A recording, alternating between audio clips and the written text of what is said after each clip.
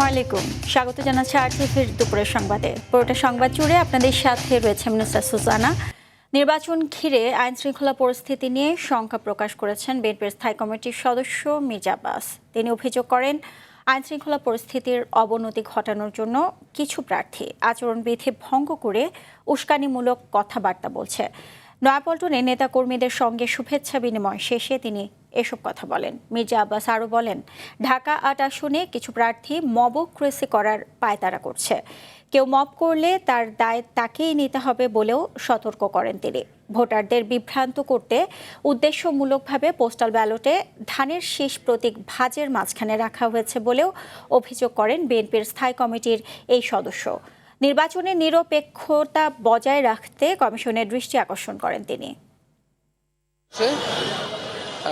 যাতে ব্যালট পেপারটা কনফিউজিং হয়ে যাবে, সিল মারার পরে এটা কনফিউজিং হয়ে যাবে, যে এটাকে আমি মনে করি নির্বাচন কমিশনের এটাকে ঠিক করা উচিত ইমিডিয়েটলি, এবং এটা ঠিক না করে ব্যালট পেপার কোথাও যাওয়াও ঠিক না। আমি আশা করব নির্বাচন কমিশন এটাকে দিকে সুদৃষ্টি দেবেন এবং যাতে বিষয়টা পক্ষপাতমূলক না হয়। আসন্ন নির্বাচনে পঞ্চম দিনের আপিল শুনানিতে প্রথম ভাগে 50টি নিষ্পত্তি করেছে নির্বাচন কমিশন। এর মধ্যে 40টির আবেদন মঞ্জুর ও নামঞ্জুর করা হয় 9টি। এছাড়া একটি আবেদন অপেক্ষমান রাখা হয়েছে। এর আগে গত 4 দিন সব মিলিয়ে 203 জন প্রার্থীর আবেদন মঞ্জুর করেন কমিশন। আজ সর্বমোট 100টি আবেদন নিষ্পত্তির কথা রয়েছে। শুনানির পর প্রার্থিতা ফিরে পেয়ে ইসির প্রতি সন্তোষ প্রকাশ করেন প্রার্থীরা। আগামী 18 জানুয়ারি পর্যন্ত চলবে আপিল শুনানি। এবার আপনারা দেখেছেন সবচেয়ে বেশি প্রার্থীরা বাতিল হয়েছে এই 1% কালো আইনের কারণে। এই কালো আইন বহাল থাকলে বাংলাদেশে কোনো গণতন্ত্র কখনোই সঠিকভাবে প্র্যাকটিস হবে না। রিটার্নিং কর্মকর্তার সিদ্ধান্তের বিরুদ্ধে নির্বাচন কমিশনে আপিল আবেদনের শুনানির বিষয়ে আরও জানতে আমরা সরাসরি চলে যাব আগারগাঁও নির্বাচন কমিশনে। সেখানে আছেন সহকর্মী নাজমুল হুদা। নাজমুল, আজ এখন পর্যন্ত প্রার্থিতা ফিরে পেলেন কতজন, এ ব্যাপারে আমাদেরকে বিস্তারিত জানাবেন।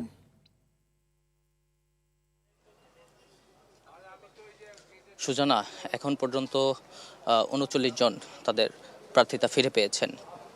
এখন বিরতি চলছে, দুপুর 2টোয় দ্বিতীয় ভাগের যেই আবেদন শুনানি, সেই আবেদন শুনানি হবে। প্রথম ভাগে আপনি জানেন যে 50 জনের আবেদন শুনানি নিষ্পত্তি হয়েছে এবং এই 50 জনের মধ্যে 40 জনকে মঞ্জুর করা হয় এবং 9 জনকে নামঞ্জুর করে। পাশাপাশি একজনের আবেদন এখনও পেন্ডিং রয়েছে, তাকে হয়তো পরবর্তীতে তার আবেদনটি নিয়ে নিষ্পত্তি করা হবে। আজকে পরের ভাগে যে আবেদনটি রয়েছে সেটি শুরুর যে আবেদন, সেটি দিনাজপুর 5 আসনের বিএনপি মনোনীত যে প্রার্থী একেএম কামরুজ্জামান, তার প্রার্থিতা বৈধ ছিল, রিটার্নিং কর্মকর্তা বৈধ ঘোষণা করেছিলেন। সেটি বাতিলের বিরুদ্ধে গিয়ে আবেদন করেছেন তারই আসনের স্বতন্ত্র আরেক প্রার্থী রেজওয়ানুল হক। তার এই প্রার্থিতা কি করা হয় সেটি হয়তো আমরা যখন শুনানি হবে তখনই আমরা জানতে পারবো।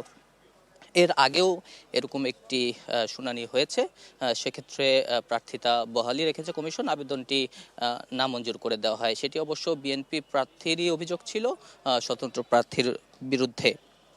তো আজকে বিকাল 5টা পর্যন্ত 331 থেকে 380 পর্যন্ত যেই শুনানি, সেই শুনানি চলবে, অর্থাৎ 50 জনের শুনানি চলবে। শুনানিতে নির্বাচন কমিশনাররা সকলেই রয়েছেন, পাশাপাশি রিটার্নিং কর্মকর্তা এবং যারা প্রার্থী রয়েছেন এবং তাদের আইনজীবীরা রয়েছেন। আপনাকে একটু জানিয়ে রাখতে চাই, যারা স্বতন্ত্র প্রার্থী তাদের কিন্তু আজকে একটা বড় অভিযোগ ছিল যে লেভেল প্লেইং ফিল্ড তারা নিশ্চিত চান। পাশাপাশি 1% যেই সমর্থনের 1% যেই ভোটার সমর্থনের কথা তারা বলছেন, সেই ভোটার সমর্থনটি এই আইনটিকে কালো আইন হিসাবেও তারা ব্যাখ্যা করছেন এবং এই আইনের বাতিল চান। পাশাপাশি প্রশাসনের দ্বিচারিতার অভিযোগও তুলছেন। তো আজকে যারা আসছেন ম্যাক্সিমামই অধিকাংশই স্বতন্ত্র প্রার্থী। তো 18 তারিখ পর্যন্ত এই শুনানি চলতে থাকবে। সুজানা। নাজমুল, আপনাকে ধন্যবাদ। 12 ফেব্রুয়ারি নির্ধারিত সময়ে নির্বাচন ও গণভোট অনুষ্ঠিত হবে বলে মার্কিন কূটনীতিকদের জোরালোভাবে জানিয়েছেন প্রধান উপদেষ্টা ডক্টর মোহাম্মদ ইউনূস। এ বিষয়ে কোনো ধরনের বিভ্রান্তির সুযোগ নেই বলে স্পষ্ট করেন তিনি। মঙ্গলবার রাতে ঢাকার রাষ্ট্রীয় অতিথি ভবন যমুনায় সাবেক মার্কিন কূটনীতিক আলবার্ট গম্বিস ও মোর্স ট্যানের সঙ্গে সাক্ষাতে তিনি এসব কথা বলেন। তারা আসন্ন নির্বাচন পর্যবেক্ষণের জন্য বাংলাদেশ সফরে এসেছেন। প্রধান উপদেষ্টা বলেন, নির্বাচনকে ঘিরে ইচ্ছাকৃতভাবে বিভ্রান্তি ছড়ানো হচ্ছে। তবে অন্তর্বর্তী সরকার নির্বাচনের নির্ধারিত সময়সূচি থেকে এক চুলও সরে আসবে না। নির্বাচনে অন্তর্বর্তী সরকার সম্পূর্ণ নিরপেক্ষ ভূমিকা পালন করবে বলে জানান তিনি। ত্রয়োদশ জাতীয় সংসদ নির্বাচন ও গণভোটকে সামনে রেখে বিদেশি নাগরিকদের আসা, অবস্থান ও প্রস্থান সুশৃঙ্খল রাখতে বিশেষ নির্দেশনা জারি করেছে সরকার। সোমবার স্বরাষ্ট্র মন্ত্রণালয়ের বহিরাগমন অনুবিভাগ থেকে এ নির্দেশনা দেওয়া হয়। নির্দেশনায় বলা হয়, বিদ্যমান ভিসা নীতিমালা ও প্রয়োজনীয় কাগজপত্র যাচাই করে বিদেশে অবস্থিত বাংলাদেশ মিশন থেকে ভিসা প্রদান করতে হবে। অন অ্যারাইভাল ভিসার ক্ষেত্রে আগমনের উদ্দেশ্য, স্পন্সর, হোটেল বুকিং ও ফিরতি টিকিট যাচাই করে সন্তুষ্ট হলেই ভিসা দেওয়া যাবে। কোনো ধরনের সন্দেহ বা অনিয়ম পাওয়া গেলে অন অ্যারাইভাল ভিসা দেওয়া যাবে না। এছাড়া বিদেশি সামরিক ও নিরাপত্তা বাহিনীর সদস্যদের আগমনের ক্ষেত্রে স্বরাষ্ট্র মন্ত্রণালয়ের পূর্বানুমতি বাধ্যতামূলক করা হয়েছে। নির্দেশনাতে অবিলম্বে কার্যকর হবে বলে জানিয়েছে স্বরাষ্ট্র মন্ত্রণালয়।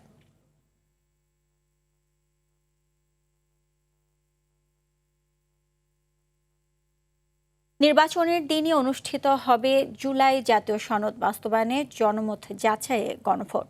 এরই মধ্যে হ্যাঁ ভোটের পক্ষে প্রচারণা শুরু করেছে অন্তর্বর্তী সরকার। সচেতনতা তৈরিতে বেসরকারি উন্নয়ন সংস্থা এবং পোশাক কারখানাগুলোর সামনে ব্যানার, ফেস্টুন টাঙানোর কথাও বলেছে সরকার।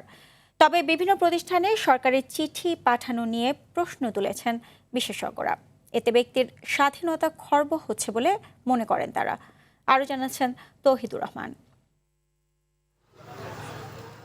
গণভোটে হায়ের পক্ষে প্রচার কার্যক্রমের মুখ্য সমন্বয়ক হিসেবে জাতীয় ঐকমত্য কমিশনের সহসভাপতি ও প্রধান উপদেষ্টার বিশেষ সহকারী আলী রিয়াজকে দায়িত্ব দিয়েছে প্রধান উপদেষ্টার কার্যালয়। সরকারি নির্দেশনা অনুযায়ী বাস, ট্রেন, লঞ্চ, ফেরি সহ বিভিন্ন যানবাহনে প্রদর্শন করা হবে লিফলেট, ফেস্টুন। সিটি কর্পোরেশন ও পৌর এলাকার জনবহুল স্থানে বসানো হবে ডিজিটাল বিলবোর্ড, ব্যানার ও ফেস্টুন। আমরা একটা সার্কুলার পেয়েছি প্রধান উপদেষ্টার কার্যালয় থেকে, সেটা হচ্ছে 5ই জানুয়ারি সাইন করা, ওই ডেটে সাইন করা। তারই অংশ হিসেবে বিজিএম এর মাধ্যমে শ্রমিকদের গণভোটের জন্য সচেতনতা তৈরি এবং হ্যাঁ ভোটের ইতিবাচক বার্তা তুলে ধরতে পোশাক শিল্প মালিকদের আহ্বান জানিয়েছে সরকার। পরিবর্তনের জন্য হ্যাঁ, এই হচ্ছে আমাদের ইনস্ট্রাকশন। আমরা অ্যাজ পার গভর্নমেন্ট ইনস্ট্রাকশন আমরা এটা করেছি এবং এটা স্পষ্ট জায়গায় ঝুলানোর কথা বলা হয়েছে, বিল্ডিংয়ের বাইরে এবং রিসেপশন এরিয়া 2 জায়গায় এবং হেড অফিসে এই 2টা জায়গায় এটা ঝুলানোর জন্য আমাদেরকে ইনস্ট্রাকশন দেওয়া হয়েছে এবং সেটার আলোকে আমরা সবগুলো ফ্যাক্টরিতে এটা প্রতিপালন করা হয়েছে। গণভোটের পক্ষে সচেতনতা তৈরিকে ইতিবাচক বললেও হ্যাঁ ভোটের পক্ষে সরকারের চিঠির সমালোচনা করেছেন সিপিডির এই গবেষণা পরিচালক। গণভোট সংক্রান্ত বিষয়গুলোকে প্রচার চালানো, অর্থাৎ গণভোট একটি হচ্ছে সেটা জনগণকে জানানোর বিষয়টি, সেটা সরকারি উদ্যোগে হতে পারে, কিন্তু গণভোটে হ্যাঁ ভোট দেওয়া বা না ভোট না দেওয়া এই ধরনের বিষয়গুলো খুবই অযৌক্তিক এবং এই ধরনের ক্ষেত্রগুলোকে যদি কাউকে চাপ দেওয়া হয় এবং সেটি আসলে প্রকারান্তরে তার সিদ্ধান্ত গ্রহণ প্রক্রিয়াকে বাধাগ্রস্ত করে। তবে রাজধানী সহ বিভিন্ন পোশাক কারখানায় গণভোট নিয়ে এখনো তেমন কোনো পোস্টার, ব্যানার দেখা যায়নি। তৌহিদুর রহমান, RTV, ঢাকা। পতিত আওয়ামী লীগ সরকারের শাসনামলে 104 জনকে গুম করে নির্যাতন ও খুনের অভিযোগে করা মানবতা বিরোধী অপরাধের মামলায় সাবেক মেজর জেনারেল জিয়াউল আহসানের বিরুদ্ধে আনুষ্ঠানিক বিচার শুরুর আদেশ দিয়েছে আন্তর্জাতিক অপরাধ ট্রাইব্যুনাল। সূচনা, বক্তব্য উপস্থাপন ও সাক্ষ্য গ্রহণ শুরু 8 ফেব্রুয়ারি। বিচারপতি গোলাম মর্তুজা মজুমদারের নেতৃত্বাধীন ট্রাইব্যুনাল 1 এ হয় মামলার বিচারিক আদেশ। অন্যদিকে ট্রাইব্যুনাল 2-এ গণঅভ্যুত্থানের প্রথম শহীদ আবু সাইদ হত্যা মামলার সাক্ষ্য গ্রহণ পর্ব শেষ হয়েছে। যুক্তিতর্ক উপস্থাপন 22 জানুয়ারি। এই ট্রাইব্যুনালই এখন সাভারের আশুলিয়ায় 6 মরদেহ পোড়ানো সহ 7 জনকে হত্যা মামলায় সাফাই সাক্ষ্য গ্রহণ চলছে। সকালে জিয়াউল আহসান সহ এসব মামলায় গ্রেপ্তার মোট 15 আসামিকে ট্রাইব্যুনালে হাজির করা হয়।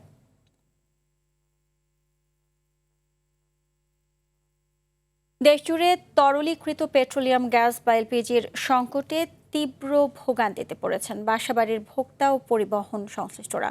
সুনামগঞ্জ, ঢাকার সাভার, ব্রাহ্মণবাড়িয়া, গাজীপুরের কালিয়াকৈরে দ্বিগুণ দামেও মিলছে না এলপিজি সিলিন্ডার। গ্যাস না পেয়ে বন্ধ হবার পথে রাঙামাটির একমাত্র পরিবহন ব্যবস্থা। ডিলাররা বলছেন, কোম্পানি থেকে পর্যাপ্ত সরবরাহ না পাওয়ায় দাম বেড়েছে খুচরা পর্যায়ে। প্রতিনিধিদের পাঠানো তথ্যচিত্র আরও জানাচ্ছেন আব্দুল হামিদ। গত ৮ জানুয়ারি পরিবেশকদের হয়রানি ও জরিমানার প্রতিবাদে সিলিন্ডার বিক্রি বন্ধের ঘোষণা দেয় এলপি গ্যাস ব্যবসায়ী সমিতি। আমদানি কম থাকার সময় এমন ঘোষণায় বাজারে সৃষ্টি হয় গ্যাসের তীব্র সংকট। পরে সরবরাহ চালুর ঘোষণা দিলেও সমস্যার সমাধান হয়নি। অতিরিক্ত দাম দিয়েও সিলিন্ডার কিনতে পারছে না সুনামগঞ্জের গ্রাহকরা। 1250 পর্যন্ত কিনছি, এখন আমরা 1550 কিনা লাগে। এখন আমরা গরিবের লাগি বেশি গেছে না। গরিব মানুষ ইনকাম করে কত 1800 টাকা দিয়ে গ্যাস কিভাবে ব্যবহার করবো? 12 কেজি এলপিজি সিলিন্ডারের মূল্য 1306 টাকা হলেও বিক্রি হচ্ছে 2 থেকে 2.5 হাজারে। 1306 টাকা যদি ওয়া থাকে, এটা তো আর আমরা জানিলাম না। এখন তারা যদি আমরা হয় তোমরা 1400 টাকা দিয়ে কিনতে হইবে, কিন্তু আমরা কিনা লাগবেই। এদিকে তরল গ্যাসের সংকটে বন্ধের পথে রাঙামাটির একমাত্র পরিবহন ব্যবস্থা সিএনজি। শহরের 3টি গ্যাস পাম্পই বন্ধ করে দিয়েছে কর্তৃপক্ষ। গ্যাস থাকলে আমরা চালাতে পারবো, গ্যাস না থাকলে আমরা কিভাবে চালাবো? 15-20 মিনিট যাবত একটা সিএনজিও পাচ্ছি না। গ্যাস নেই, সিএনজির সংকট। ঢাকার সাভারে গ্যাস সংকটের কারণে রান্নার জন্য বিকল্প হিসেবে ব্যবহার হচ্ছে মাটির চুলা। 1200 টাকা 1100 টাকা গ্যাস ছিল, এখন 2000 টাকার উপরে গ্যাস হয়ে গেছে। মানুষ সরকারি গ্যাসও ব্যবহার করতে পারছে না। এদিকে এলপি গ্যাসও যদি এরকম দাম বেড়ে যায় তাহলে মানুষ কি করবে? খুচরা বিক্রেতাদের অভিযোগ, দাম বেশি থাকায় ডিলাররা সরাসরি গ্রাহকদের গ্যাস বিক্রি করছেন। এখন আর তারা আমাদেরকে মাল দেয় না, তারা বলে মাল আসে না, কিন্তু তাদের কাছে মাল আছে। তারা খুচরা বিক্রি করতেছেন 2000 করে। গোডাউনে মনে করেন তালা মেরে রেখে দিয়েছে, ওডি মনে করেন ওনারা দেয় না, আমাদেরকেও দেয় না, আমরা ফোন দিলেও আমাদেরকে দেয় না। ন্যায্য দামে গ্যাস বিক্রি নিশ্চিতে বাজার মনিটরিং করা হচ্ছে বলে জানিয়েছে স্থানীয় প্রশাসন।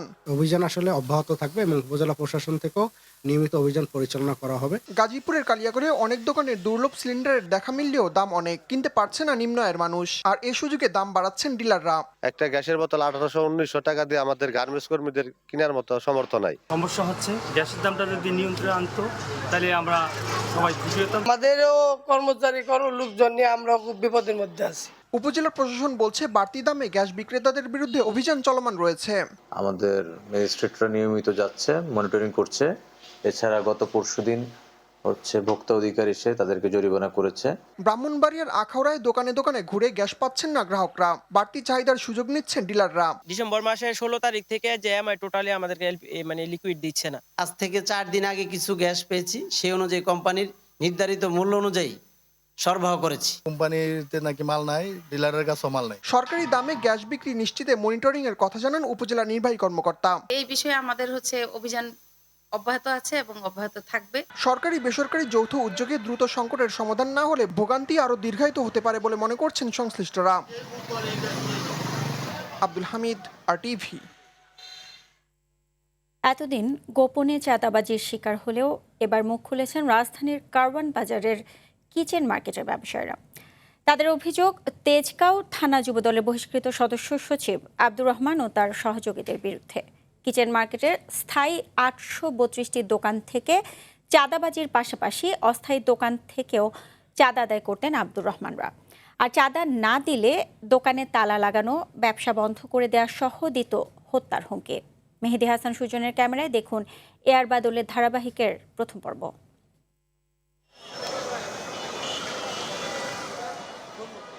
রাজধানীর কারওয়ান বাজারের কিচেন মার্কেট, যার মূল অবকাঠামোর বাইরেও গড়ে উঠেছে বহু দোকান। 5 আগস্টের পরে এসব দোকানদাররা হচ্ছেন ব্যাপকভাবে চাঁদাবাজির শিকার।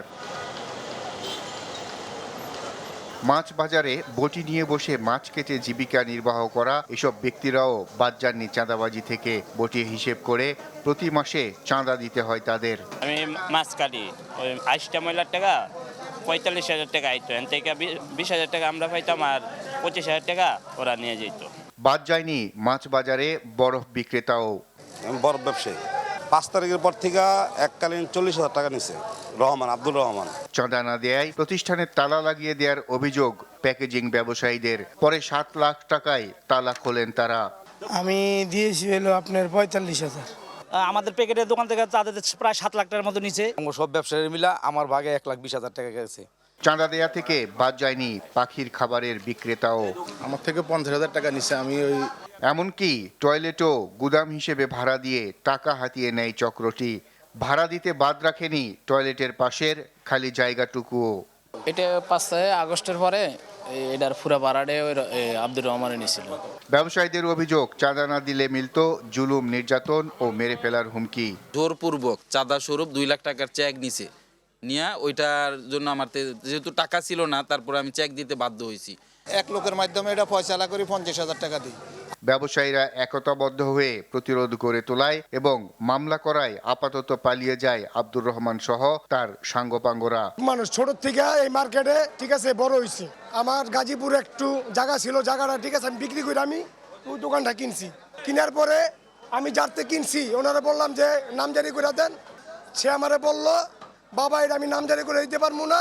রহমান বলছে আমার কাছে না আসা পর্যন্ত আপনি এই যে নামজারি করে দিবেন না। এসব অভিযোগের বিষয়ে আব্দুর রহমানের সাথে যোগাযোগের চেষ্টা করেও তার বক্তব্য পাওয়া যায়নি। বিগত দিনে যে চাঁদাবাজারা ছিল তারা তো আসেনি, তাহলে এটার হাল তো ধরতে হবে। আর বাদল, RTV, ঢাকা। কক্সবাজার টেকনাফে রোহিঙ্গা ক্যাম্পে আধিপত্য বিস্তারকে কেন্দ্র করে আব্দুর রহিম ওরফে রৈক্ষা নামে এক যুবককে গুলি করে হত্যা করেছে দুর্বৃত্তরা। নয়াপাড়া নিবন্ধিত শরণার্থী ক্যাম্পের বিকাশ মোড় এলাকায় তার রক্তাক্ত মরদেহ উদ্ধার করে পুলিশ। স্থানীয়রা বলেছেন নিহতের কপাল ও মাথা থ্যাতলানো ছিল এবং চোখের পাশে রয়েছে গুলির চিহ্ন। ধারণা করা হচ্ছে দুর্বৃত্তরা ধারালো অস্ত্র দিয়ে আঘাত করে পরে তাকে গুলি করে মৃত্যু নিশ্চিত করা হয়। স্থানীয় সূত্র বলছে নিহত রৈক্ষা রোহিঙ্গা সন্ত্রাসী আলম গ্রুপের একজন সক্রিয় সদস্য ছিলেন। দুপুরের সংবাদে পর্যন্তই। জেলা সংবাদ বিকেল 4:45টায় দেখার আমন্ত্রণ রইল। এতক্ষণ সাথে থাকার জন্য সবাইকে ধন্যবাদ।